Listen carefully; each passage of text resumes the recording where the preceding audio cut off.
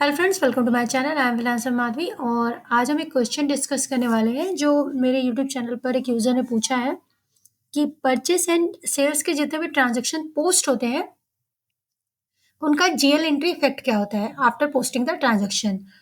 तो उसके लिए यूज़र चाहता है कि मैं एक-एक purchase and sales transaction post करूँ और उसके जीएल इफेक्ट दिखाऊँ। लेकिन मेरे पास एक दूसरा अच्छा सॉल्यूशन है कि हम क्या करें, हम कोई एक ऑर्डर का रेफरेंस ले लें और उससे हम उसके जो पोस्टेड ट्रांज़ैक्शन है, उनका एग्ज़ाम्पल देखें। तो जैसे मान लो 2 सिस्टम है हमारे पास, या तो आप एक डायरेक्ट परचेज़ और डायरेक्ट सेल इनवॉइस पोस्ट करो और ट्रांज़ैक्शंस देखो।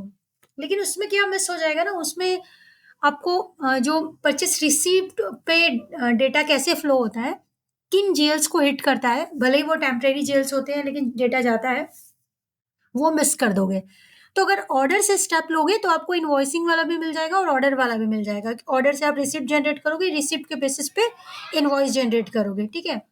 तो हम कोशिश करते हैं कि हम ऑर्डर से शुरू करें। तो posted purchase receipt, posted purchase invoice, posted sales shipment and posted sale invoice, इस तरह से हम करेंगे। लेकिन हम रेफरेंस लेंगे, कोई एक रिसिप्ट का रेफरेंस ले लेंगे।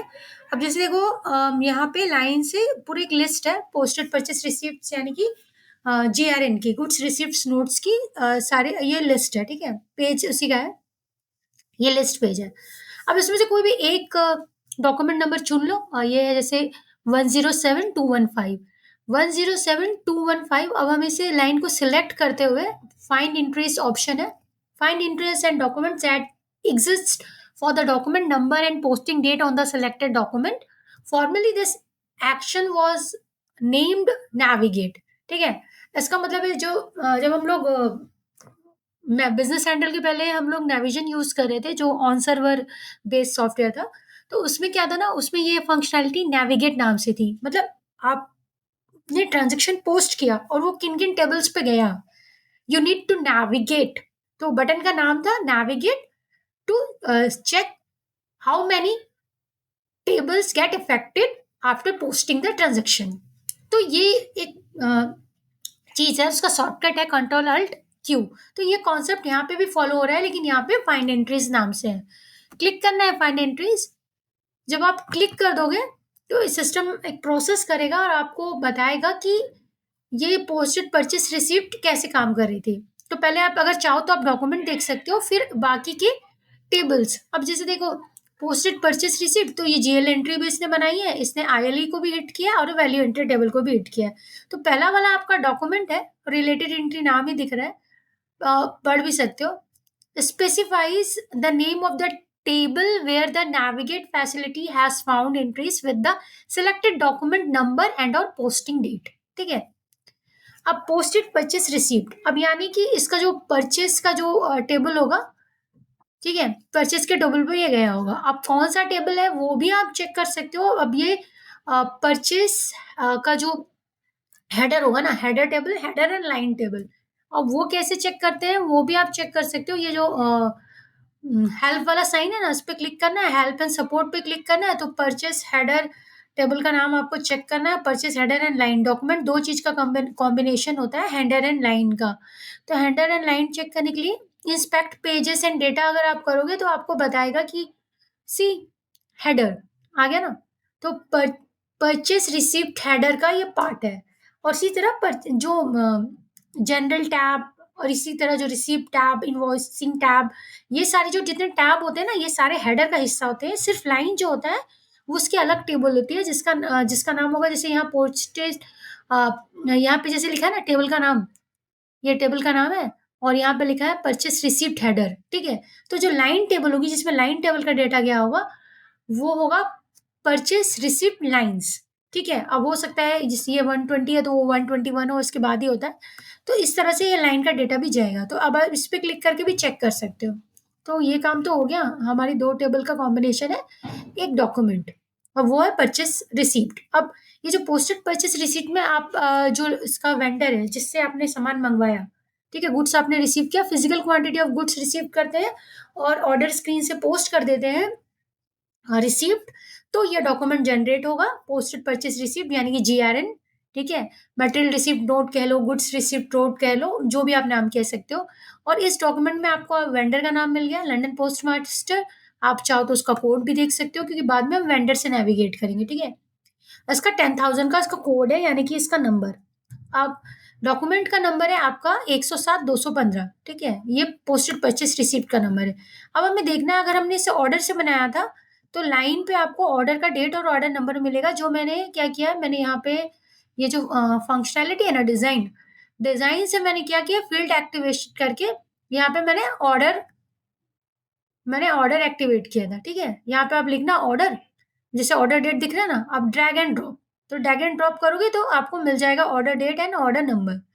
तो लाइन पे मैंने जैसे यहाँ ऑर्डर नंबर लाया 106017, तो ये नोटपैड पे आप कहीं लिख सकते हो 106017, ठीक है? अब इस तरह की चीजें, या तो फिर आप एक नोटपैड ओपन ही कर लो, और सबसे अच्छा है कि आप अपने रेफरेंस लिखते जाओ। तो अब जब आप रेफरेंस लिखोगे, अब जैसे मेरे पास पोस्टेड जो मेरा परचेस रिसीप्ट है, उसका नंबर मेरे पास क्या है, वो मुझे लिखना है, ठीक है? अब इसको आप कह सकते हो GRN, ये मैंने ले लिया। अब इसका नंबर क्या है, 107-215। अब इसका सोर्स क्या है, इसका सोर्स जो है, इसका सोर्स डॉक्यूमेंट है मेरा ऑर्डर। क्या ऑर्डर है वो परचेस ऑर्डर, ठीक है? परचेस ऑर्डर से ये बना था, तो परचेस ऑर्डर से बना था। ये हम आए हैं अभी GRN पे। इसके बाद GRN के बाद ये फ्लो होके कहाँ जाएगा, इसके बाद ये जाएगा पोस्टेड परचेस रिसीप्ट पर। तो आपको ना एक फ्लो चार्ट की तरह समझना है कि पोस्टेड परचेस रिसीप्ट पर ये जाएगा। पेज का नाम क्या है, पेज का नाम तो रिसिप्ट ऐसे लिखा रहता है, क्योंकि वो ना लिस्ट पेज को इंडिकेट करता है, ठीक है? लेकिन सिंगल अगर आप देखोगे कि सिंगल अगर पेज का नाम देखोगे तो इस तरह से होगा, ठीक है? लेकिन जब लिस्ट पेज का नाम देखोगे तो आपको एस लगा हुआ मिलेगा। तो अब हम यहाँ तक रखते हैं, और इसके बाद हमें यहाँ से चेक करना है कि सोर्स डॉक्यूमेंट का नंबर क्या था। तो सोर्स मेरा जो ऑर्डर नंबर है 106-017, 106-017 इतना है। और बस में सोर्स डॉक्यूमेंट यानी यही परचेस ऑर्डर, और उसके बाद मेरा GRN का नंबर क्या है। तो हम एक काम करते हैं, सोर्स डॉक्यूमेंट, यहाँ पे मैं इसे ऐसे कर लेती हूँ, सोर्स डॉक्यूमेंट यानी परचेस ऑर्डर अंडर ब्रैकेट, तो मुझे पता चलेगा कि ये है मेरा 106-017। अब बात करते हैं GRN की। GRN का नंबर क्या है, 107-215, ठीक है? अब GRN और पोस्टेड परचेस रिसीप्ट एक ही नाम है। मैं इसे यहाँ रिप्लेस कर देती हूँ, और यहाँ पे हम लिखेंगे, क्योंकि अलग चीजें अलग नाम से होनी चाहिए। पोस्टेड, अब मेरे पास क्या होना चाहिए, परचेस इनवॉइस, लास्ट मेरा काम होगा इनवॉइस पे। तो अब हम रिलेट करेंगे इस तरह से कि ये मेरा डॉक्यूमेंट मैंने यहाँ से शुरू किया है, कि मैं अगर किसी परचेस फ्लो को समझाने की कोशिश कर रही हूँ और मेरे पास पोस्टेड डॉक्यूमेंट है, तो अगर मैं रिसीप्ट से शुरू कर रही हूँ तो नॉर्मल सी बात है कि हमने ऑर्डर से शुरू किया होगा। मतलब डॉक्यूमेंट कहाँ से शुरू होगा, उसका ओरिजिन डॉक्यूमेंट क्या था। तो ओरिजिनल डॉक्यूमेंट मिल गया। अब हम कहाँ तक जाएँगे, हम लास्ट इनवॉइसिंग तक जाएँगे, क्योंकि अगर आपने इसका कोई रिफंड या मेमो मारा होगा, रिफंड या किसी तरह का मेमो किया होगा, तो वो अलग चीज़ है, वो आप देख सकते हो। लेकिन इतना तक जाएँगे बस, ठीक है? हम यहीं तक काम करने वाले हैं।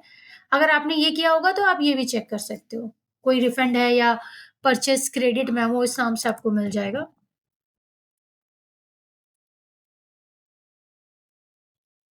ठीक है? इस नाम से आपको ये भी मिल जाएगा। और रिफंड या रिटर्न, आप इसको जो भी बोलो, रिटर्न ऑर्डर नाम से भी आपको मिल जाएगा, ठीक है? तो अगर आप कोई रिटर्न वाला देखना चाहते हो, रिटर्न ऑर्डर यूज़ करते हो, बहुत लोग क्या करते हैं पार्शियल अ, करते हैं ट्रांज़ैक्शंस, और मेमो बेसिकली यूज़ करते हैं 100% कैंसलेशन के लिए, लेकिन रिटर्न ऑर्डर यूज़ करते थे पार्शियल रिटर्न करने के लिए, जिसकी रिटर्न पॉलिसी होती है बहुत कंपनीज़ में कि हम रिटर्न पॉलिसीज़ के साथ ये करेंगे, तो वो रिटर्न ऑर्डर डॉक्यूमेंट अलग रखते हैं, और सिर्फ़ जितना भी रिटर्न रिफंड का होता है वो क्वांटिटी वो यूज़ करते हैं।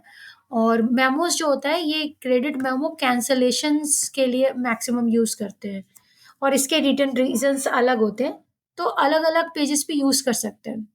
तो मेन मुद्दा हमारा क्या था? हमारा मेन मुद्दा था कि हमने पोस्टेड परचेज़ रिसिप्ट ओपन कर लिया, अब हमें देखनी है इसकी एंट्रीज़, जीएल एंट्रीज़ क्या आ जाती है। तो फ्लो हमने चेक कर लिया, अब ऑर्डर नंबर हमारे पास है, ठीक है? तो ऑर्डर से हम बाद में रिलेट करेंगे। अब ये तो डॉक्यूमेंट हमें पता चल गया, इससे इतनी सारी इन्फॉर्मेशन हमें मिल गई कि ये कहाँ-कहाँ यूज़ हुआ था। एक्टिवेशन, फील्ड एक्टिवेशन आपका काम है ऑर्डर नंबर एक्टिवेट कर लेना। अब ये किन-किन टेबल पे गया? सबसे पहले हमने देखा purchase header and purchase line पे गया। फिर हमने देखा जीएल एंट्री दिखा रहा है। 2 का मतलब है कि 2 लाइन बनी होगी, 1 डेबिट, 1 क्रेडिट। 2 पे भी क्लिक कर सकते हो या शो रिलेटेड एंट्रीज़ पर भी क्लिक कर सकते हो to view the related entries to the type that you have chosen, ठीक है? अब दोनों में से कहीं भी क्लिक करो, यही स्क्रीन ओपन होगी। अब ये स्क्रीन ओपन हो गई। अब इसमें दिखा रहा है जो भी माइनस साइन से डेटा आएगा ना वो क्रेडिट वैल्यू, और जो प्लस साइन मतलब जिसमें कोई साइन नहीं है उसका मतलब है कि वो क्या है, डेबिट वैल्यू है। अब अकाउंटिंग का जो कॉन्सेप्ट कहता है कि आपका डेबिट होगा जो भी आपका जो मतलब जो भी चीज़ें आ रही हैं, ठीक है? रियल अकाउंट का जो अगर आप कॉन्सेप्ट लगाते हो तो डेबिट व्हाट कम्स इन, तो अगर आपकी इन्वेंटरी आ रही है, आप रिसीव कर रहे हो तो नॉर्मल सी बात है वो क्या हो जाएगा, वो डेबिट हो जाएगा। अब देखो लेजर का जो नाम है ना वो अ, अपने अकॉर्डिंग रखते हैं माइक्रोसॉफ्ट वाले, तो इन्होंने इसका नाम रखा है रीसेल आइटम, जबकि मेरे अकॉर्डिंग इसमें इन्वेंटरी रखना चाहिए था, क्योंकि ज़रूरी नहीं कि हर पर्टिकुलर पर्सन इसे रीसेल ही करे, या रीसेल टर्मिनोलॉजी शायद रिटेलिंग गुड्स के पॉइंट ऑफ व्यू से रखी गई हो। लेकिन इस पे नॉर्मली होना चाहिए कि इन्वेंटरी आइटम्स, ठीक है? तो इन्वेंटरी आइटम्स हैं और अंडर ब्रैकेट इंटरिम सही लिखा है। इंटरिम का मतलब होता है कि ये टेम्परेरी बेस्ड आइटम है, जैसे ही इसकी इनवॉइसिंग हो जाएगी, ये इस जीएल से रिवर्ट होके इसके एक्चुअल में चला जाएगा। यानी कि अभी एक्चुअल में नहीं है, अभी ये एक तरह से इसकी लायबिलिटी क्रिएट कर रहा है, बस। तो इंटरिम मतलब टेम्परेरी होल्ड करके रखने वाला अकाउंट जो लायबिलिटी क्रिएट कर रहा है, परचेस से रिलेटेड है, इसलिए हम बोलेंगे रिसीव्ड बट नॉट इनवॉइस्ड। तो मैं क्या करती हूँ इन्वेंट्री के अंदर क्या करती हूँ, जो इन्वेंट्री के जीएल्स होते हैं उसमें मैं ऐसा ग्रुप बनवा लेती हूँ कि received not invoice, current assets के अंदर, इन्वेंट्री के अंदर, और उसमें फिर आप लिखोगे inventory item under bracket interim, ठीक है, इस तरह से। तो ये हो गया मेरा, क्योंकि परचेस होके आ रहा है तो डेबिट हुआ 28,976.90, ये इसकी वैल्यू है। दूसरा जी, और ये ध्यान रखना कि ये हमेशा आपके बैलेंस शीट का आइटम होगा, ठीक है? बैलेंस शीट के अंदर ही होना चाहिए। अब बैलेंस शीट के अंदर ही है, ठीक है? देखो मैंने बोला ना इन्वेंटरी के कैटेगरी के अंदर और ये एसेट्स के अंदर, और आप सब कैटेगरी बनाओगे तो करंट एसेट्स के अंदर। तो ये आपका ऑन होल्ड इन्वेंटरी है, और जैसी इनवॉइसिंग पोस्ट होगी ना ये रिवर्ट हो जाता है। डेबिट क्रेडिट प्लस माइनस होके ज़ीरो हो जाएगा, तो आपको मिलेगा नहीं इनवॉइसिंग के बाद इसकी वैल्यू, ठीक है? लेकिन हाँ, हिस्ट्री के जो हिस्ट्री है लेजर की, जनरल लेजर एंट्रीज़ में वो आपको मिल जाएगी।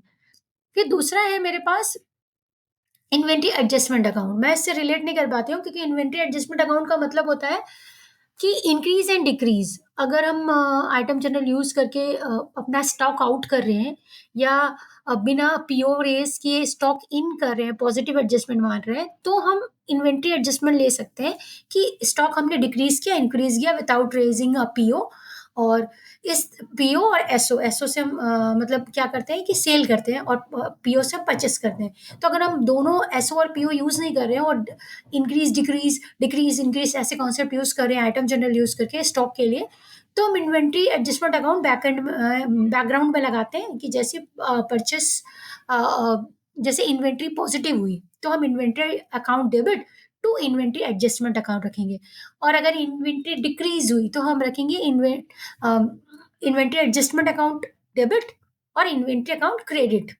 तो इंक्रीज के समय इन्वेंट्री डेबिट होती है, इन्वेंट्री एडजस्टमेंट क्रेडिट होता है, और डिक्रीज के समय इन्वेंट्री एडजस्टमेंट डेबिट होता है और इन्वेंट्री ठीक उसके अकॉर्डिंग क्रेडिट हो जाती है। तो ये जो कॉन्सेप्ट चल रहा था वो हम चला रहे थे अपने आइटम जर्नल के थ्रू, इस कॉन्सेप्ट में इंक्रीज एंड डिक्रीज स्टॉक का कॉन्सेप्ट। लेकिन यहाँ पे इन्वेंट्री एडजस्टमेंट परचेस में ही लिखा है, जबकि यहाँ पे ये कॉस्ट ऑफ आइटम की बात हो रही है तो हम परचेस कॉस्ट कह सकते थे।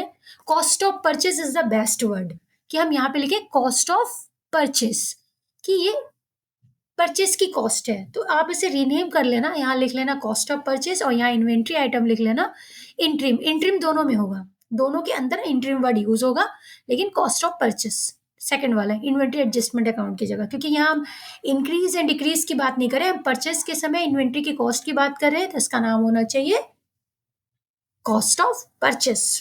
ठीक है, purchase cost, cost of purchase, इस तरह का नाम जो आपको बेटर लगे आप ले लेना। तो सिंपल सी बात है, ये हो गया। अब आप यहाँ पे इसे प्रीव्यू करो, जब और क्या होता है ना, रिपोर्ट पे आप लाइन लेके आते हो तो ट्रांजैक्शन नंबर वो ऑटो उठा लेता है, तो आपको प्रीव्यू आराम से हो जाएगा। प्रिंट लेना है तो प्रिंट ले लो। अब इसे थोड़ा सा बड़ा करना है और आप प्रीव्यू देखो मोड, तो अगर यहाँ पे एकदम परफेक्ट नाम लिखा होता inventory item under bracket interim, और नीचे लिखा होता cost of purchase under bracket interim, तो इस तरह से परफेक्ट दिखता, तो वो आप रीनेमिंग कर लेना। ठीक है, तो अब हम आ जाते हैं, ये हो गया। अब हमें पता चल गया कि हमने ऑर्डर से एंट्री मारी थी, क्योंकि ये जीआरएन है, ये क्या है हमारा पोस्टेड परचेस रिसीप्ट। तो पहले हमें जीएल, अच्छा ये टेबल का नाम देख लो, ये है जीएल एंट्री। ठीक है, जनरल लेजर एंट्रीज। अब इसका टेबल का नाम भी आप, अगर जनरल लेजर एंट्रीज जैसे पेज का नाम है ना, इसका टेबल का नाम अगर आपको चेक करना है तो वही सेम कॉन्सेप्ट है। अब आपको सिर्फ हेल्प एंड सपोर्ट में जाना है, इंस्पेक्ट पेजेस एंड डेटा में जाना है, तो आपको टेबल का नाम भी मिल जाएगा। सी जीएल एंट्री, टेबल का नंबर है 17। ठीक है, इस तरह से आप जनरल लेजर एंट्रीज में जो भी डेटा जाता है वो इस टेबल को हिट करता है। तो इस तरह से आप सबका चेक कर सकते हो। मैं सबका चेक नहीं करने वाली, मैंने एक दो दिखा दिया, आप बाकी देख लेना। वैसे भी मैं शॉर्टकट मेथड पे चल रही हूँ। तो अब आ जाते हैं आइटम लेजर एंट्री। अगर आपने ऑर्डर के समय मेन ऑर्डर क्वांटिटी आपकी अगर 100 थी और आपने 20 का जीआरएन किया था, तो आईएलई क्या करेगी, उसमें क्वांटिटी रिमेनिंग पड़ी होगी, तो वो आपको वैसे तो रिसिप्ट के समय पे वो वैसे ही दिखाएगी जैसे दिखा रहे हैं, ये है ना एंट्री टाइप, और ये आइटम को लेके चलता है कि किस लोकेशन पे हमने रिसीव किया, कितनी क्वांटिटी थी। अब अगर इसका इनवॉइसिंग हो रखा होगा तो उसने दिखा दिया कि 20 का क्वांटिटी आपने रिसीव की थी और उतनी की इनवॉइसिंग आपने कर दी। रिमेनिंग 20 इसलिए क्योंकि अभी तक आपने इसको सेल या प्रोडक्शन में, कंजम्पशन में कहीं यूज नहीं किया, ट्रांसफर वगैरह कुछ भी नहीं हुआ है, ये रिमेनिंग पड़ा हुआ है, तो ये ओपन एंट्री है। ठीक है, तो इस तरह से ये ओपन एंट्री में पड़ा हुआ है, तब तक लेकिन इसकी इनवॉइसिंग हो गई, यानी इसकी बिलिंग हो गई, इसकी एक्चुअल कॉस्ट पोस्ट हो गया है आईएलई। ये जो एक्चुअल कॉस्ट बनाता है ना एक्चुअल, वरना एस्टिमेटेड में पड़ा रहता है, तो एक्चुअल जब बनाता है इसका मतलब है कि इनवॉइसिंग हो गई। अब एक्चुअल का मतलब है इसने एक्चुअल जीएल में डाल दिया होगा डेटा, जब इनवॉइसिंग होगी तब। तो अब हम तो रिसिप्ट डॉक्यूमेंट पे खड़े हैं, हमें नहीं पता कि इस पे अप्लाई हुई थी नहीं एंट्री, तो हम इससे थोड़ा और आगे जाएंगे और इसका इनवॉइसिंग भी चेक कर लेंगे, तो हमें पता चल जाएगा कि इसकी इनवॉइसिंग हो गई है। अब ये है डायरेक्ट कॉस्ट, इसलिए मैंने बोला था कि उसका नाम होना चाहिए था परचेस कॉस्ट या कॉस्ट ऑफ परचेस। अब ये परचेस से रिलेट कर रहे हैं। अब देखो एक्सपेक्टेड वैल्यू एंट्री, एक्सपेक्टेड मतलब होता है कि आपकी क्या हुई, आपकी अभी हमने सिर्फ पोस्ट की है रिसिप्ट एंट्री। ठीक है, रिसिप्ट एंट्री पोस्ट की है, जबकि आप आईएलई में आपने देखा था, अब वो कॉस्ट अमाउंट एक्चुअल में था और फिर यहाँ आ गया था, क्योंकि उसकी एंट्री क्या हुई है, उसकी एंट्री की इनवॉइसिंग हो गई है, और उसकी एंट्री की वैल्यू जो हो, अगर पूरी की पूरी क्वांटिटी की इनवॉइसिंग हो गई है तो उसका कॉस्ट अमाउंट जो एक्चुअल जो होता है उसकी वैल्यू यहीं से जनरेट होती है एक्सपेक्टेड से। तो एक्सपेक्टेड की वैल्यू पूरी एक्चुअल में कन्वर्ट हो जाती है। तो जो आईएलई की वैल्यू रिफ्लेक्ट कर रही है यहाँ पे, वैल्यू एंट्री और आईएलई दोनों रिलेटेड होते हैं यहाँ पे, और इसकी वैल्यू आपको आईएलई में दिख गई कि सेम वैल्यू है। अगर आपका कॉस्टिंग मेथड स्टैंडर्ड होता और आपने यूनिट कॉस्ट डालते समय ऑर्डर स्क्रीन पे चेंज किया होता, पहले कुछ और था बाद में कुछ और, जैसे कि मतलब जब आपने परचेस रिसीव्ड किया तो आपने एक वैल्यू डाल दी, जब आपने इनवॉइसिंग किया तो इनवॉइसिंग करते समय आपने फिर से एक वैल्यू डाल दी। तो यहाँ पे अगर एक्सपेक्टेड यही है, इनवॉइसिंग करते समय भी सेम वैल्यू हुई, तो कोई डिफरेंस नहीं होगा। लेकिन अगर इनवॉइसिंग करते समय आपने क्या किया कि आपने वैल्यू चेंज कर दी, तो क्या होता है कि एक वेरिएंस टर्मिनोलॉजी यूज होती है। अगर कॉस्टिंग मेथड स्टैंडर्ड है। लेकिन लिफो फिफो अदर्स पे नहीं दिखेगा, सिर्फ स्टैंडर्ड में ये वेरिएंस का कॉन्सेप्ट अप्लाई होता है।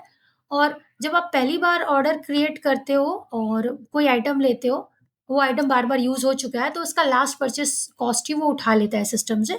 तो फिर अगर आप चेंजेस करते हो तो आपको ये वेरिएंस कॉन्सेप्ट फिर मिलेगा।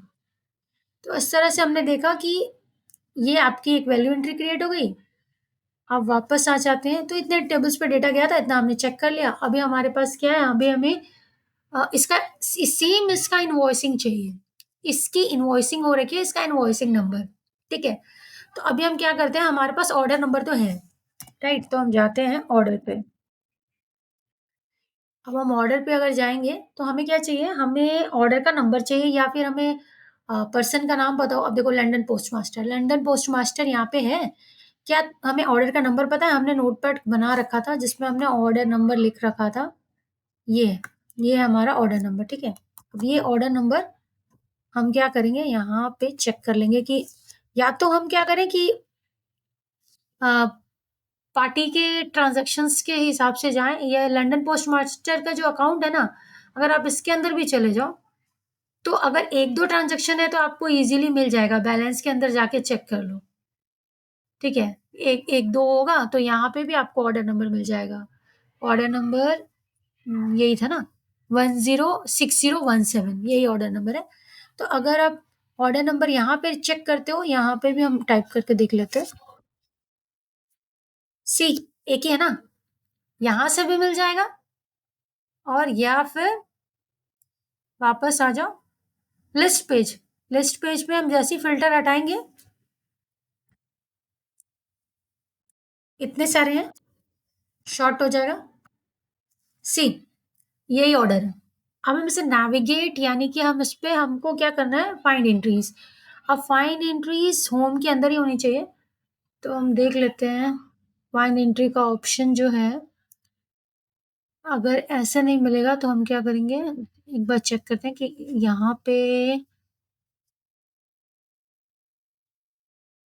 पे फाइंड एंट्री का ऑप्शन किसके अंदर है। एक्शन या रिलेटेड में होना चाहिए, और अगर नहीं है तो हम क्या कर सकते हैं, अच्छा हम चेक कर सकते हैं कि इसका रिसिप्ट डॉक्यूमेंट, हमने ये चेक कर लिया, राइट? इसका इनवॉइस डॉक्यूमेंट,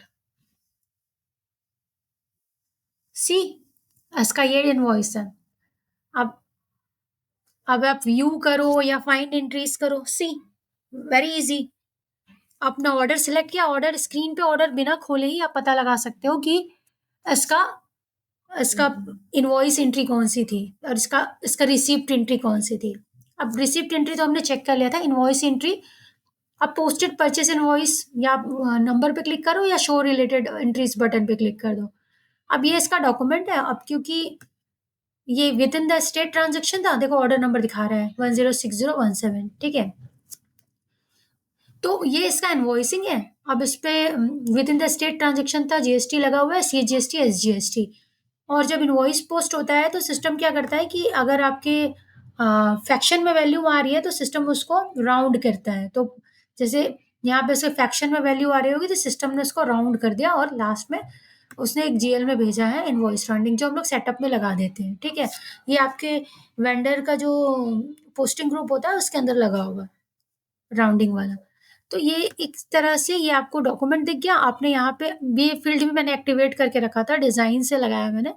आप डिजाइन में जाके एक्टिवेट कर लेना ऑर्डर नंबर, तो ये लग गया। अब वापस आते हैं, इसमें कितनी जीएल एंट्री बनी है वो हमको चेक करना है। दोनों तरह से 9 पे क्लिक करो या फिर रिलेटेड एंट्रीज पे क्लिक करो, एक ही पेज खुलने वाला है। अब हमने यहाँ क्लिक किया, अब हमें ये एंट्री समझनी है कि ये एंट्री बनी कैसी है। इनवॉइस राउंडिंग तो जैसे मैंने आपको बताया, सिस्टम क्या करता है, राउंड करने के लिए लेता है। अब बचा हमारे पास, सबसे पहले हम वो एंट्री देखेंगे जो हमने जीआरएन पोस्ट किया था, पोस्टेड परचेस रिसीव्ड, और वो एंट्री यहाँ रिवर्स हुई होगी। ठीक है, तो वहां पे वो एंट्री हुई थी inventory account debit to inventory adjustment, जबकि वो होना चाहिए था कॉस्ट ऑफ परचेस उसका नाम। तो अभी यहाँ ठीक उल्टा होना चाहिए। तो उल्टा क्या होगा कि जो इन्वेंट्री एडजस्टमेंट जो क्रेडिट हुआ था अभी डेबिट होगा और इन्वेंट्री इसकी क्रेडिट होगी, तो वो हम चेक कर लेते हैं। सबसे पहले हमें चाहिए जो इंट्रीम वाला लेजर, जिसमें सिर्फ इंट्रीम लिखा हो वो हमें चाहिए। ठीक है, तो हमें पहले सेलेक्ट करने वाला बटन लेना होगा। सेलेक्ट करने वाला बटन थोड़ा सा और चेक करना पड़ेगा। यहाँ पे हमें ये, जिसमें ये है और जिसमें ये है। ठीक है, आ गया, ये हमारा सिलेक्शन हो गया। लेकिन वैल्यूज, अभी हमें वैल्यू नहीं दिखी, तो वैल्यू ठीक एंट्री रिवर्स हुई होगी और इसका इम्पैक्ट 0 हुआ होगा। देखो, जो resale item posted purchase received में डेबिट हुआ था वो क्रेडिट हो गया है, माइनस साइन के साथ है।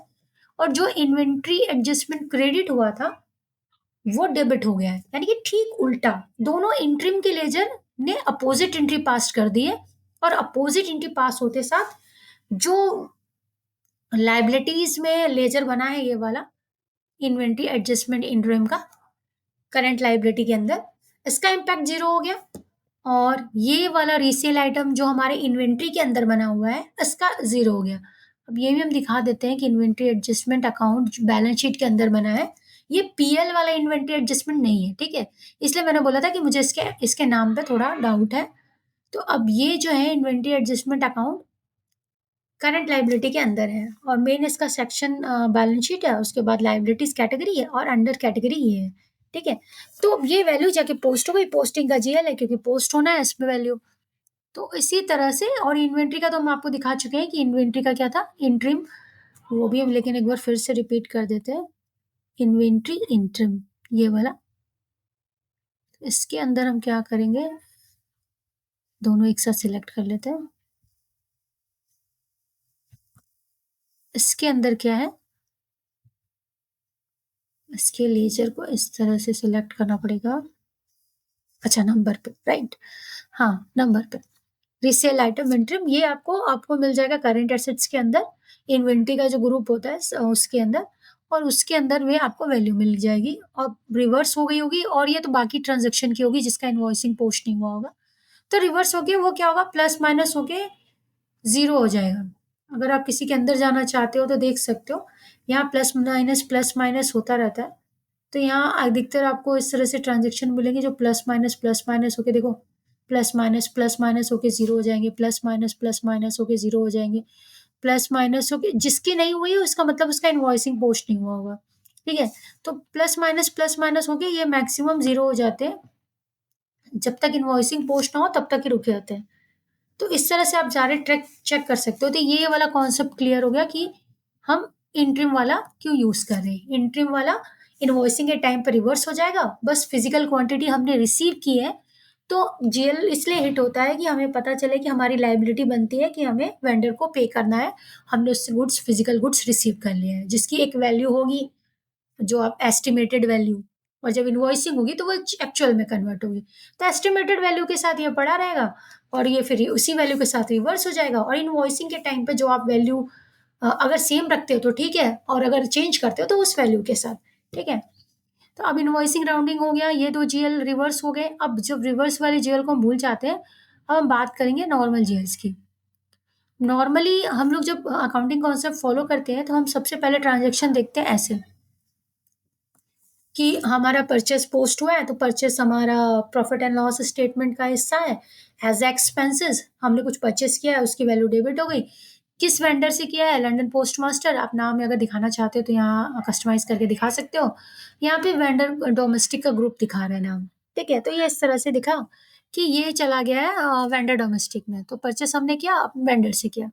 इतना क्लियर है। उसके बाद अगर हमने टैक्स लगाया सीजीएसटी एसजीएसटी, क्योंकि ये लोकल लेवल का intra state with in the state transaction है, तो इसमें सीजीएसटी एसजीएसटी लगाया 18%। ठीक है, तो सीजीएसटी एसजीएसटी अकाउंट आपका डेबिट हो जाएगा। अब ये जो वैल्यू है ना सीजीएसटी और एसजीएसटी की, आप इसे टोटल कर दो, तो ये जो 5200 समथिंग जो वैल्यू आ रही है, ये आप इसे यहाँ ऐड कर दो। किसमें, जो परचेस की जो आपकी वैल्यू आ रही थी ना, परचेस की वैल्यू 28976.90, तो 28976.90 में इन दोनों का टोटल जो सीजीएसटी एसजीएसटी का टोटल मिला दो, तो आपको मिल जाएगा वैल्यू ये वाला वेंडर डोमेस्टिक 34193। 34,193 ये वैल्यू आपको मिल जाएगी। ठीक है, तो ये वैल्यू इतने ट्रांजेक्शन्स को लेके जा रही है। ये कितने ट्रांजेक्शन्स को लेके जा रही है, मतलब आपका हो गया, अब आप कंट्रोल बटन यूज करो, इतने ट्रांजेक्शन्स को लेके जा रही है। वेंडर में जीएसटी का अमाउंट जो मतलब इंक्लूडेड है। ठीक है, और ये डेबिट अगर आप ध्यान से देखोगे ना तो डेबिट क्रेडिट इक्वल हो जाएगा। 28,976 डेबिट है, 2607 डेबिट है, 2607 डेबिट है, और क्रेडिट है इन सब का टोटल 34,193, क्योंकि वेंडर आपसे इंक्लूडिंग जीएसटी का पैसा लेगा। 28,976 इंक्लूडिंग जीएसटी 5,200 समथिंग। तो अगर आप ऐसे देखोगे तो डेबिट क्रेडिट आपको इस तरह से दिखेगा कि वेंडर आपसे पूरा का पूरा पैसा लेगा इंक्लूडिंग जीएसटी। ठीक है, तो ये आपका वैल्यू, यहां से इतनी एंट्री क्लियर हो गई। अब हमारे पास क्या बचा, अब हमारे पास हमने क्या क्या बचा है, आप देखो यहाँ पे विदाउट इंट्रीम वाला वर्ड पकड़ेंगे हम, जिसमें इंट्रीम वर्ड नहीं लिखा है। ठीक है, तो हमारे पास ये बचा, ये बचा, और हमने सब यूज कर लिया, क्योंकि राउंडिंग वाला हमने पहले डिस्कस कर लिया था। इंट्रीम वाला रिवर्स वाली एंट्री है। अब जीएसटी, वेंडर और परचेस हमने ये भी कर लिया। अब हमारे पास सिर्फ दो लाइन बची है, फिनिश्ड गुड्स और इन्वेंट्री एडजस्टमेंट अकाउंट। अब जब हम एक्चुअल बिलिंग करते हैं ना, इनवॉइसिंग करते हैं, तो इनवॉइसिंग जब हम करते हैं, तो इनवॉइसिंग करते समय, अभी हम इनवॉइसिंग स्क्रीन पे थे, हमने वहीं से नेविगेट किया है। जब आप इनवॉइसिंग स्क्रीन पे आओगे तब ये स्ट्रक्चर, इतनी सारी एंट्रीज आपको तभी मिलेगी। तो अब देखो इनवॉइसिंग करते समय डेबिट और credit value, inventory adjustment account. अब मुझे थोड़ा सा किसी एक स्क्रीन को कम करना होगा ताकि हम पूरा देख सकें। तो थोड़ा सा और छोटा कर देते हैं ताकि हमें पूरे स्क्रीन में ना डेबिट और क्रेडिट क्लियरली दिखे। देखो डॉक्यूमेंट टाइप इनवॉइस देखते हो आप, अब इससे ये भी आपको पता चलेगा कि किस किस पे क्या अप्लाई हो रहा है। वैसे मुझे सिर्फ जेल के नाम से मतलब है, और बाकी अगर आपको किसी नाम में कंफ्यूजन होगा तो आप नंबर पे क्लिक करके उसका डिटेल देख लेना। तो ये जैसे कि जेल अकाउंट नेम, ठीक है, हाँ सिर्फ इतना चाहिए, GL account number, GL account name. अगर किसी पे हमें डाउट होगा तो हम नंबर से चेक कर लेंगे कि वो किस ग्रुप का हिस्सा है। जितने भी छोटे नंबर्स वाले हैं ना वो आपको मिलेंगे पीएल से रिलेटेड है। सॉरी, जितने भी छोटे नंबर है, मतलब वर्टिकल फॉर्मेट में शुरू हुआ है, तो जितने भी छोटे नंबर है, मतलब जो असेंडिंग वे में अगर आप जाओ 2000 से, तो वो बैलेंस शीट का हिस्सा है, और जितने नीचे आते जाओगे वो आपको मिल जाएगा, और नीचे आना पड़ेगा तो आपको मिल जाएगा, जैसे ये 7000 की सीरीज है वो इनकम स्टेटमेंट का हिस्सा है। ठीक है, तो 2000 से 5000 आपके सारे बैलेंस शीट का हिस्सा है, 7000 9000 इनकम स्टेटमेंट का हिस्सा है। ऐसे भी आप पहचान सकते हो। अब मेन चीज थी फिनिश गुड्स, हमारा लास्ट क्या बचा था, और इन्वेंट्री एडजस्टमेंट रिटेल। ये मैं इसलिए बता रही थी क्योंकि अगर 2110 स्टार्टिंग से वर्टिकल फॉर्मेट, जहां हमने बैलेंस शीट से नंबरिंग चार्ट ऑफ अकाउंट में शुरू की है, तो 2110 बैलेंस शीट का पार्ट है। ठीक है, और ये है फिनिश गुड्स यानी इन्वेंट्री अकाउंट का ग्रुप, यानी कि करंट एसेट्स का ग्रुप। करंट एसेट्स में जो वैल्यू जा रही है, अब आप देखो डेबिट वैल्यू है, डेबिट लाइन पे दिख रहा है ये डेबिट वैल्यू। ठीक है, अब ये डेबिट वैल्यू है। सेम अगर आप ध्यान से देखो तो यहाँ पे इन्वेंट्री एडजस्टमेंट डिटेल की क्रेडिट वैल्यू है, और 7170 का जो जीएल है, इस पे आप एक बार क्लिक करोगे तो आपको बताएगा कि ये इनकम स्टेटमेंट का हिस्सा है। इनकम स्टेटमेंट, ठीक है, ये नीचे वाला वर्ड इग्नोर कर दो क्योंकि उस पर टिक नहीं है। तो इनमें ये किसका हिस्सा है, इनकम स्टेटमेंट का, यानी कि जो आपने स्टॉक लिया वो स्टॉक आपके बैलेंस शीट के करंट एसेट्स को हिट किया, क्योंकि स्टॉक अपडेट हुआ है आपके सिस्टम में, आपका एसेट्स बन गया है करंट एसेट्स। और लेकिन क्योंकि आपने एक्सपेंस किया, आपने कॉस्टिंग खर्च की उसको खरीदने में, तो आपको यहाँ पे लिखना चाहिए था purchase cost, cost of purchase या परचेस कॉस्ट। तो आप इसे रीनेम कर लेना, इस पे आप लिख सकते हो कॉस्ट ऑफ परचेस या परचेस कॉस्ट। अब इंक्रीज डिक्रीज करने वाला जो कॉन्सेप्ट होता है, जो हम आइटम जनरल यूज करके इंक्रीज या डिक्रीज करते हैं इन्वेंट्री, उसके लिए आप एक अलग से जीएल बनवा सकते हो, बना सकते हो, मैं भी बनाती हूँ, inventory adjustment account for using increase and decrease of inventory और स्टॉक, जो भी आप कहो। लेकिन परचेस के केस में यहाँ आपको लिखना चाहिए cost of purchase, finished goods account debit under current assets, under assets group, debit to cost of purchase या परचेस कॉस्ट, जो आप लिखना चाहो। तो कॉस्ट ऑफ परचेस यहाँ पे आप लिख सकते हो इसका नेम करके, और वैल्यू तो आपको दिख ही रही है, और ये वैल्यू क्रेडिट हो जाएगी, और ये वैल्यू आपके हिट करेगी इनकम स्टेटमेंट को। तो ये कॉस्ट ऑफ परचेस आप लिख सकते हो, बेटर वर्ड है। और इस तरह से आप ये पूरी एंट्री समझ सकते हो। तो पूरी एंट्री मैंने एक्सप्लेन कर दी। वापस आ जाते हैं, हाँ, प्रिंट वाउचर। अगर आप प्रीव्यू करना चाहते हो तो ट्रांजेक्शन नंबर्स ने ऑटो ले लिया है, हमने लाइन सिलेक्ट कर रखी थी। अभी आप देखो, अब इसे बड़ा करके देखोगे तो आपको और बेटर दिखेगा।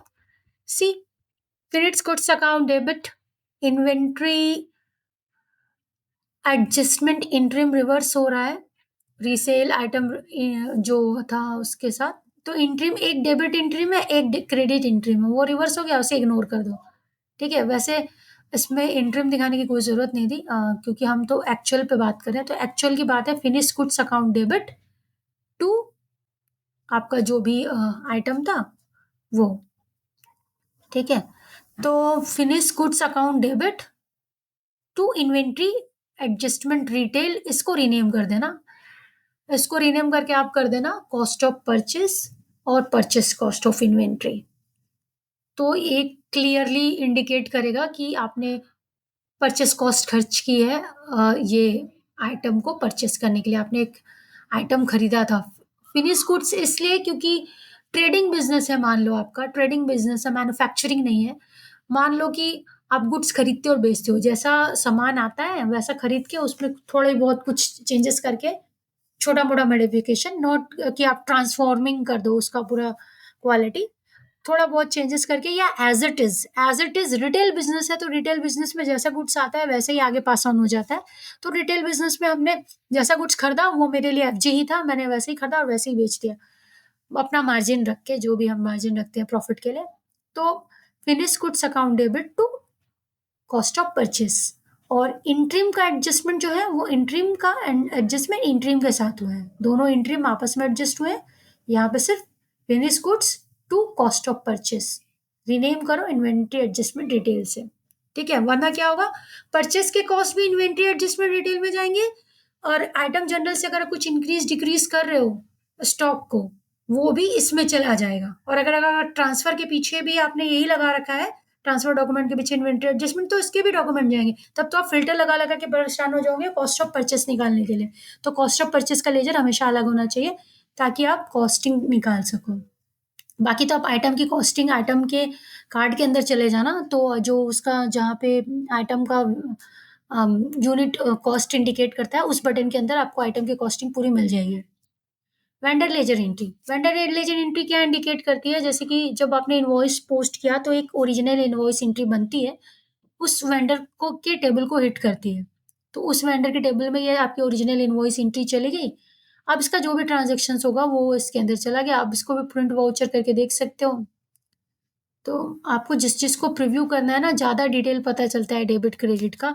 जिनको डेबिट क्रेडिट में बहुत कन्फ्यूजन होता है उनको ऐसे सबको प्रीव्यू करके देखना चाहिए कि परचेस में गया, देखो मैंने बोला था ना, CGST SGST सब डेबिट हो रहा है, और इनवॉइस फिर राउंडिंग हुई, फिर आपका लंदन पोस्ट मास्टर वो जो वेंडर था, यहाँ पे वेंडर का नाम है, यहाँ पे वेंडर का नाम दिख रहा था, वहां पे डोमस वेंडर का ग्रुप लगा हुआ था शायद। ठीक है, तो वेंडर वर्ड लिखा होगा। अब यहाँ पे क्लियरली लंदन पोस्ट मास्टर लिखा है, तो ये एकदम परफेक्ट है। इस तरह की आपके एक प्रिंट वाउचर होना चाहिए कि परचेस का पता चल रहा है, CGST का SGST का पता चल रहा है, और वेंडर से लिया है, तो ये तो परचेस के लिए बेटर ट्रांजेक्शन है, इंक्लूडिंग टैक्सेशन। तो ये आपकी वेंडर लेजर एंट्री होगी। डिटेल वेंडर लेजर एंट्री क्या करती है ना, कि जो आपकी ओरिजिनल एंट्री है उसको इनिशियल एंट्री में ले लेती है, कि वो ये मेरे को इनिशियल एंट्री मिल गई, ओरिजिनल एंट्री ये है। ये वैल्यू है, वेंडर के साथ खरीदा तो वेंडर के कार्ड में अगर आपने पेमेंट नहीं किया पूरा अमाउंट दिख रहा है। अब अगर आपने इसको कोई पेमेंट की, इस इनवॉइस की पार्शियल पेमेंट ही की, तो यहाँ एक नई एंट्री लाइन जनरेट होगी, नई लाइन, और उसमें लिखा होगा एप्लीकेशन एंट्री।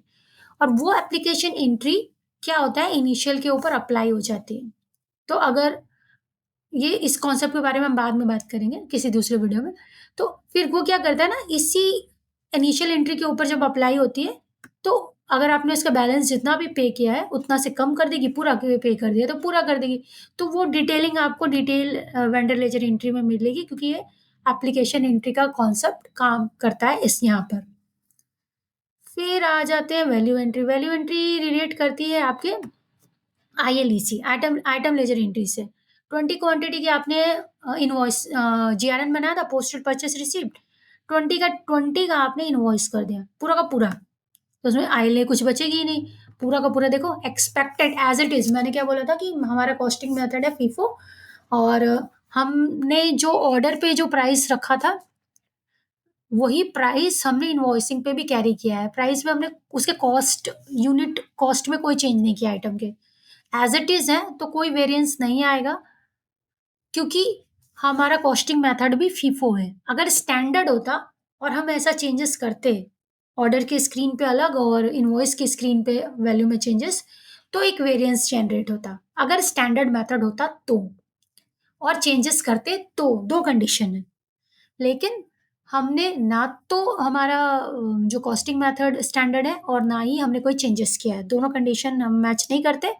हमारा कॉस्टिंग मेथड है फीफो, और प्राइस यूनिट कॉस्ट में कोई चेंजेस नहीं हुआ था, सेम था, सेम जितना ये जीआरएन की वैल्यू है, expected value, original cost per unit, ठीक है, एक्सपेक्टेड कॉस्ट आईएलई पे मिली थी, ऑर्डर स्क्रीन से कैरी हो रही थी, फिजिकल क्वांटिटी के लिए हम ये यूज कर रहे थे। और दूसरा है हमारा, यानी हम ऑर्डर बनाते समय हमने उसको बताया था कि इतने पे ये हम खरीद रहे हैं, हमें ऑफर प्राइस यही मिला था। दूसरा, जब हमने इनवॉइसिंग की तो इनवॉइस बिल पे हमने जो जनरेट करवाया कि बिल पे हमने इतने की बिलिंग की है, तो एक्चुअल में पोस्ट हो गया।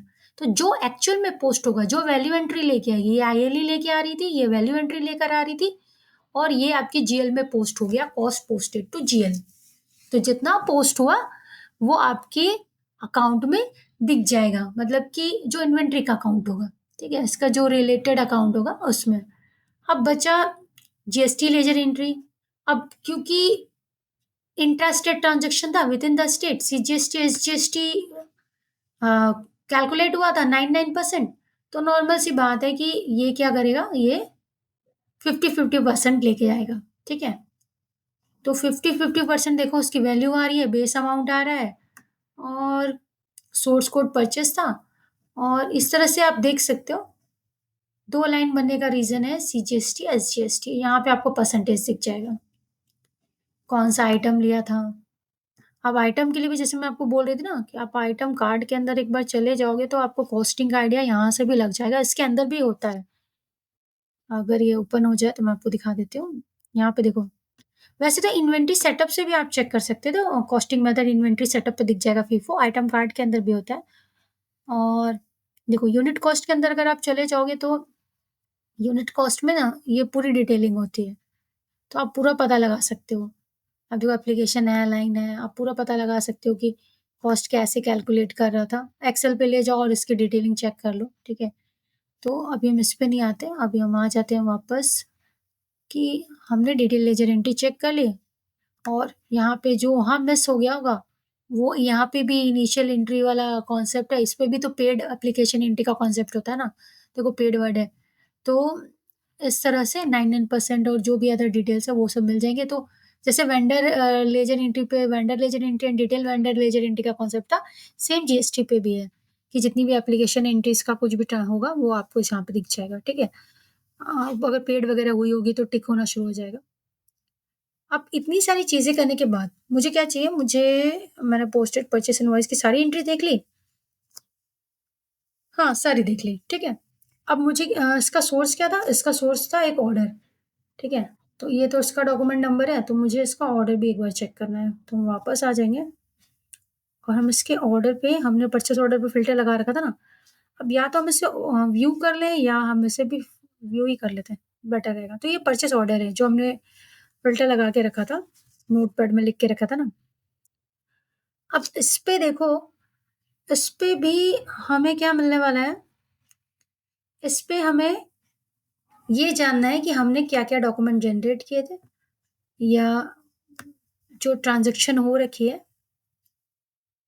देखो क्वांटिटी रिसीव्ड 20, इसी से ये वो वाला जीआरएन बना था।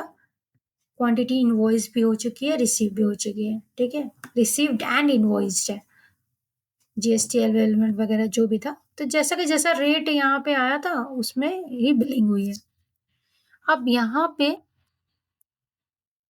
हमें चेक करना है, देखो रिसीव्ड इनवॉइसेस, ठीक है? या फिर वेंडर के अंदर जाके भी ढूँढ सकते हो।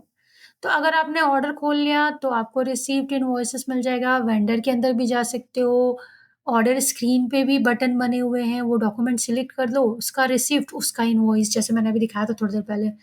तो आप पूरा रिलेशन बैठा सकते हो कि हमने कैसे काम किया। परचेस ऑर्डर लिया, हमने एक ऑर्डर नंबर रिलेट कर लिया था कि हमको इसका ही देखना है, इस ऑर्डर नंबर का। इस ऑर्डर से कितने सारे इनवॉइस बने और कितने सारे रिसीव्ड बने। रिसीप्ट पे क्लिक करोगे तो रिसीप्ट बता देगा कि इससे एक ही रिसीप्ट बना है, ठीक है? और हमें जानना था इनवॉइस, तो पता चला कि उससे इनवॉइस भी एक बना था, ठीक है? फाइंड इंटरेस्ट पे क्लिक करोगे तो आप फाइंड इंटरेस्ट आपको ले जाएगी इसके अंदर जितने भी रिलेटेड एंट्रीज़ हैं। इनवॉइसिंग के में केस में आपको ज़्यादा मिलेंगे, जैसे आपको 9 मिल रहे हैं यहाँ पे, ठीक है? बहुत ज़्यादा है। अब जितने टेबल्स पे गया है, अब अगर सेल के केस में देखोगे ना, तो सेल के केस में आपको कॉस्ट ऑफ परचेज़ जो मैंने बोला था, कॉस्ट ऑफ परचेज़ की जगह आपको कॉस्ट ऑफ गुड्स सोल्ड मिलेगा। Cost of goods sold, sales की जगह पे आपको क्या करना है, जो कॉस्ट ऑफ परचेज़ का जो कॉन्सेप्ट मैंने बताया था, ठीक वैसा ही कॉस्ट ऑफ गुड्स सोल्ड, यानी गुड्स को बेचने में आपने क्या-क्या एफर्ट्स किए, क्या-क्या खर्चे किए, वो जनरेशन। तो वो आप रीनेम कर लेना cost of goods sold sales के टाइम पे, क्योंकि अगर मुझे टाइम मिला तो मैं इसका सेल वाला पार्ट बनाऊँगी, वरना ये इसी पार्ट पे रहेगा। आपको परचेज़ का कॉन्सेप्ट भी सेल पे लागू करना है। जीएल का नाम बस कॉस्ट ऑफ गुड्स सोल्ड हो जाएगा, जहाँ पे कॉस्ट ऑफ परचेज़ था। इस तरह से वापस आ जाएँगे, तो ये इनवॉइसिंग के जीएल के बात कर रही हूँ। वापस आते हैं, एक बार हम रिसिप्ट पे वापस चले जाते हैं। अब रिसिप्ट का जो पार्ट था फाइंड एंट्रीज़ करेंगे, तो ये इंटरिम के जीएल में जाएगा, ठीक है? अब 2 जीएल ही बनाने वाला है। अब सेल के टाइम पे क्या होगा कि सेल के टाइम पे भी आपको यही मिलने वाला है। तो आपको क्या करना है कि जो सेल के टाइम पे बस ये करना है कि उस समय आपको सेल शिपमेंट मिलेगा, पोस्टेड सेल शिपमेंट। तो पोस्टेड सेल शिपमेंट जब आपको मिलेगा, तब आपको जैसे मैंने बोला कि हम क्या करेंगे, इसको जीएल को रीनेम कर देंगे नाम। Received but not invoiced, inventory received but not invoiced, ठीक है? ये यहाँ पे इस जीएल का नाम होना चाहिए, तो सेल्स के टाइम पे इसका नाम होना चाहिए inventory shipped but not invoiced, ठीक है? और आप देखो तो बैलेंस शीट का पार्ट ही होगा, ठीक है? इस तरह से आपको चेक करना है कि वो बैलेंस शीट का पार्ट ही होगा। और दूसरा ये जैसे मैंने आपको बताया कि जब जब हम जब हम पोस्टेड परचेज़ रिसीव्ड यानी कि जीआरएन वगैरह करते हैं, तो टेम्परेरी जीएल्स बनते हैं। तो इंटरिम का जितना भी जीएल होगा, जिसमें भी इंटरिम वर्ड लिखा है, posted purchase received, posted sales shipment, दोनों के केस में दोनों के केस में आपको क्या करना है कि आपको इन्वेंट्री का जो ग्रुप है, उसमें भी इंटरिम अंडर ब्रैकेट इंटरिम का लेजर बनाना है। सेल शिपमेंट में भी वो ऑन होल्ड जाएगा, इनवॉइसिंग के बाद रिवर्स हो जाएगा। तो टेम्परेरीली इनवॉइसिंग तक रुका रहेगा। अगर आप साथ ही साथ जैसा आप शिपिंग करते हो वैसे इनवॉइसिंग कर देते हो, जैसे आप रिसीव्ड कर देते हो वैसे इनवॉइसिंग कर देते हो, तो इफेक्ट तुरंत नील हो जाएगा।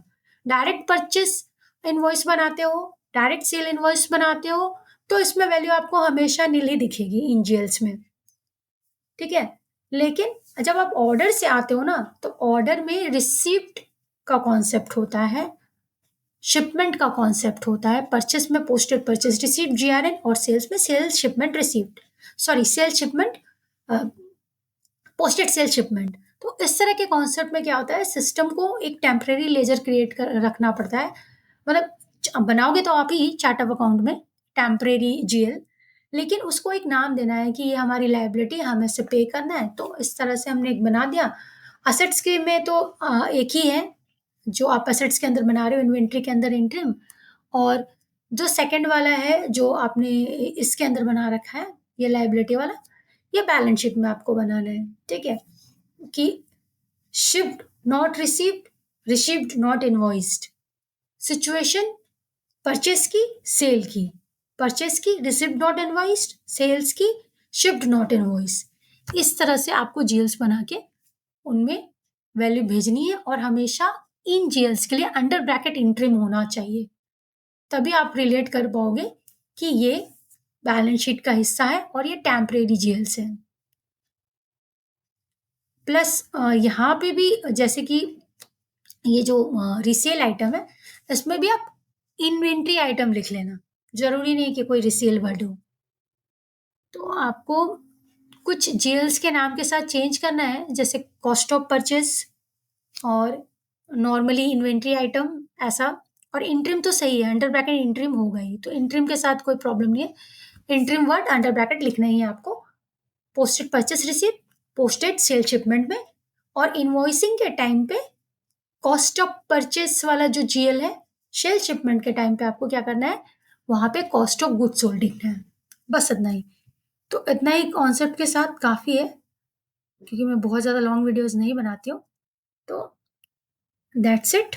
और अगर आपको और भी कुछ चेक करना है तो आप ना इन्वेंट्री सेटअप भी चेक कर सकते हो। इन्वेंट्री सेटअप में क्या होता है कि आपको यहाँ सारी चीज़ें मिल जाएंगी कि आपका कौन सा कॉस्टिंग मेथड फॉलो हो रहा है पूरे सिस्टम के लिए। ठीक है, तो इस तरह से आप ये चेक कर सकते हो कि कौन सा मेथड फॉलो हो रहा है।